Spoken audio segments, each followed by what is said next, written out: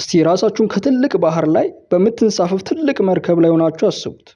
ይህን እያሰባችሁ ድንገት መርከቧ ባልታወቀ ኃይል ከላይ ወደታች ባህሩ ላይ ብትገለበጥስ? ይህ እናንተ ያሰባችሁት እውነተኛ ታሪክ መሆኑ ደግሞ እንዴት ሊያስደነግጣችሁ እንደሚችል ሳልኩት። ታሪኩ የሚጀምረው እንዲህ ነው። በአንድ ህይወቱን ለመቀየር ደፋ ቀና ብሎ ስራውን እየሰራ ከነበረ የ29 ዓመት ወጣት ኬንያዊ ሃርሰን ነው። ሃርሰን የአንድ የትልቅ መርከብ ክሩ ምግብ አብሳይ ነው ወይም ሼፍ ነው። እኔ ደግሞ የባህር ላይ ሼፍ ብየዋል። አንድ ቀን በ2013 መርከቧ ከዳርቻው 20 ማይል ርቀት ላይ ሳለች ነገሮች ሁሉ ተለዋወጡ። ገና ማለዳ ስለሆነ እንደ ማንኛውም ጊዜ ሃርሰን ከእንቅልፉ እንደነቃ ማንኛውም ሰው እንደሚያደርገው ወደ መጸዳጃ ቤት ይገባል። ይህን ሲያደርግ ግን ምንም ልብስ አልለበሰም ነበር ከቦክሰሩ ውጭ። ሃርሰን መጸዳጃ ቤት እንደተቀመጠ ከየት መጣ ሳይባል ታላቅ ማዕበል የመርከቧን ጎን በኃይል ይመታውና ሁሉም ነገር ይገለባበጣል። ሃርሰንም ከተቀመጠበት መጸዳጃ በጭንቅላቱ ወደ መርከቧ ጣሪያ ላይ ይተከላል። አሁን ጣሪያና ወለል ቦታ ተቀያይረዋል። የሽንት ቤት ወለል ከላይ፣ ጣሪያው ከታች ሆኗል። ሃርሰንም ጣሪያውን እንደ ወለል ተጠቅሞ ለመነሳት ሲሞክር ሽንት ቤቱ ጭንቅላቱን ይመታውና በፍርስራሽ ይከደናል። መች በዚያ በቃና የመርከቡ መብራቶች እዚያው እያለ ይጨልሙበታል። ምክንያቱም መርከቧ ሙሉ ለሙሉ ኃይሏን አጥታለች።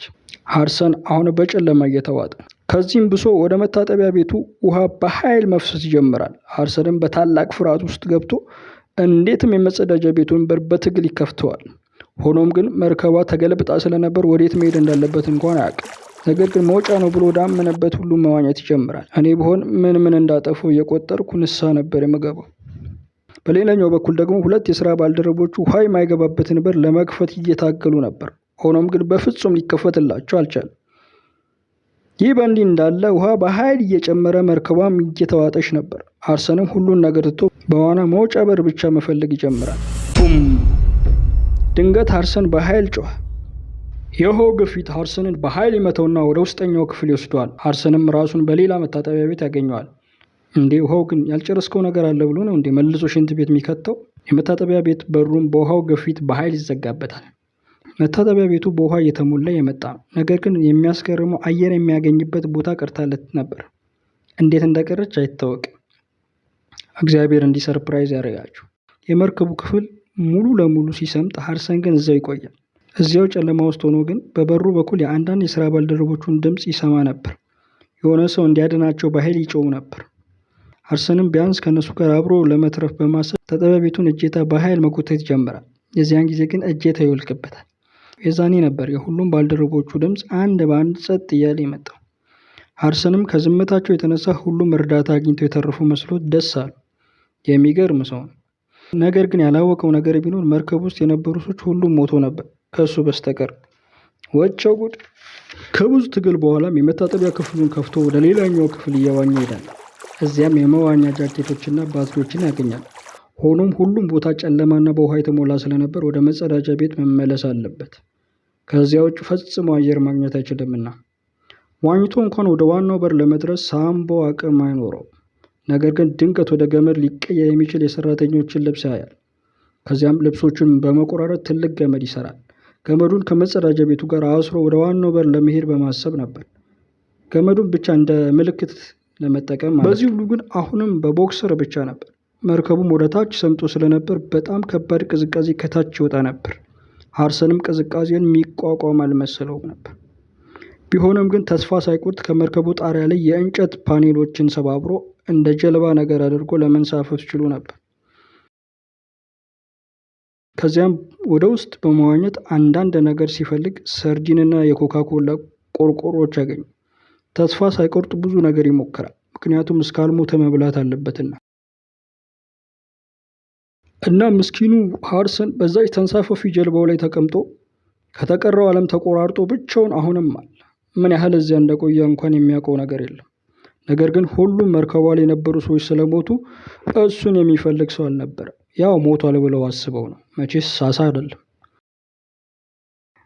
እዚያው ቁጭ ብሎ ሳለ ምናልባት 100 ጫማ ያህል የሌላ መርከብ ድብዝዝ ያለን ንዝረት ይሰማዋል። ይህም ከውጭ ምን ያህል ርቆ እንዳለ እንዲገነዘብ ያደርገዋል። ስለዚህም ቅድም የሰራውን ገመድ ተጠቅሞ እንደገና ወደ ውጨኛው በር ለመዋኘት ይሞክራል። አሁንም ግን አልቻለም። ጭራሽ መስመጥ ይጀምራል። በዚህ መቻ በቃና ክሬፊሽ የተባሉ አደገኛ አሳዎች ከየት መጡ ሳይባል ሰውነቱን ይነካክሱት ጀመር። ይህ ሁላ ሲሆን 3 ቀናቶች አለፉ። አርሰን ግን አሁንም እዚያው ነው። ነገር ግን ከዚህ ሁላ በጣም አስከፊው ነገር የአየር ኪስ የነበረበት ቦታ አየር እያለቀበት ነው። ይህ ደግሞ በደንብ ታውቆታል። እርሱ ለመትረፍ ያለው አማራጭ ከዚህ ቦታ መውጣትና መውጣት ብቻ እንደሆነ ያውቃል። ነገር ግን በመጨረሻም አንድ ተስፋ ያገኘ ይመስላል። አንድ ጠላቂ ዋናተኛ ሌላ መርከቦች ታች ከሰመጠው ጋር እንዳይጋጩ ምልክት ለማድረግ ወደ መርከቡ ይገባል። ይህን ሲያደርግ ሃርሰን ይሰማው ነበር። ሰውየው እንዲሰማው በጣም እየጮኸ የመርከቡን በር ቢደበድብም ምንም ሰውየው ሊሰማው አልቻለም ነበር። ነገር ግን ሃርሰን የሆነ ብርሃን ይታየው ጀመር። እርሱን በመከተል ይነጉድ ጀመር። በመጨረሻም ግን ሊደርስበት አልቻለም። ትንፋሽ እያጠረው ሲመጣ ወደ መታጠቢያ ቤቱ ተመለሰ። ሃርሰን አሁንም ተስፋ አልቆረጠም። ይህ ለመዳን የመጨረሻ ተስፋው ስለሆነ ትንፋሹን በኃይል ሰብስቦ በጥልቅ መዋኘት ይጀምራል። የዛኔ ነበር ሃርሰን ጠላቂ ዋናተኛውን የተመለከተው። ጠላቂ ዋናተኛውም ሌላው ተልዕኮ የሞቱ አስክሬኖችን ሰብስቦ በክብር እንዲቀበሩ ለማድረግ ነበር የመጣው። ድንገት ይህ ጠላቂ ሃርሰንን ያያል። ነገር ግን ጠላቂው እንደ ሌሎች የሞተ አስክሬን ያየ መስሎት ነበር። ሆኖም ግን ድንገት ሃርሰን የጠላቂውን እጅ ይዘዋል። እኔ ግን ጠላቂውን ብሆን ኖሮ እዚያው ከሃርሰን ቀደሜ ነበር ጨጭመል። ነገር ግን ጠላቂው ይህን ቪዲዮ ያሳያል።